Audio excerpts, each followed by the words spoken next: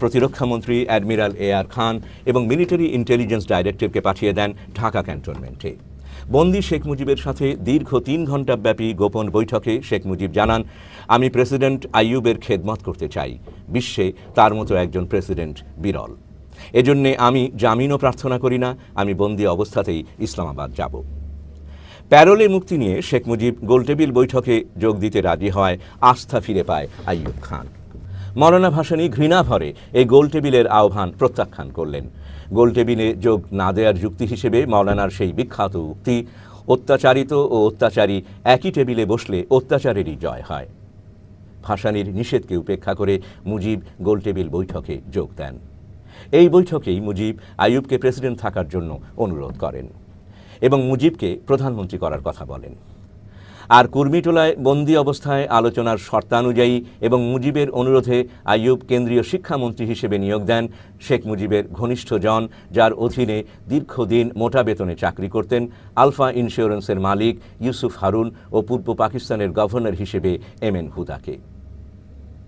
কিন্তু এত প্রস্তুতিও ব্যর্থ হয়। মওলানা ভাসানীর নেতৃত্বে প্রবল জনরোষের চাপে আইয়ুব খান পদত্যাগ করতে বাধ্য হন। মওলানা ভাসানীর ছবিসহ টাইম পত্রিকা একটি রিপোর্ট পেশ করে, যেখানে হেডলাইনে মওলানাকে দ্য প্রফেট অফ ভায়োলেন্স উপাধিতে ভূষিত করা হয়।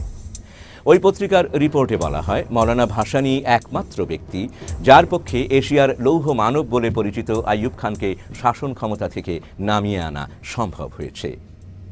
সেই সময় মওলানা ভাসানীর ন্যাপের ছাত্রাংশ ছাত্র ইউনিয়ন মেনন গ্রুপ 11 দফার মাধ্যমে স্বাধীন জনগণতান্ত্রিক পূর্ব বাংলা প্রতিষ্ঠার দাবি জানান। যদিও ইয়াহিয়া খান পূর্ব শর্তানুসারে নির্বাচনের ঘোষণা দিয়েছিলেন, 70-এর নির্বাচনটি ইয়াহিয়া ঘোষণা করেছিল লিগ্যাল ফ্রেমওয়ার্ক অর্ডার এলএফওর আওতায়। এলএফওর ধূম্রজালটির পেছনে পাকিস্তানি শাসকদের প্রকৃত উদ্দেশ্য কী ছিল ভাসানী তা সঠিকভাবেই বুঝতে পেরেছিলেন।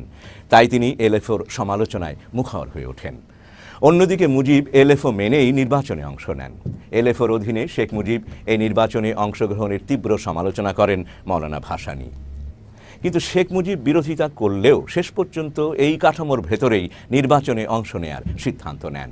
কারণ অন্যান্য ধারা বাদ দিলেও 2 নম্বর ধারায় বর্ণিত সংবিধানে ইসলামী আদর্শ সংরক্ষিত রাখার বিষয়টি আওয়ামী লীগের সাথে কোনো দ্বন্দ্ব তৈরি করেনি।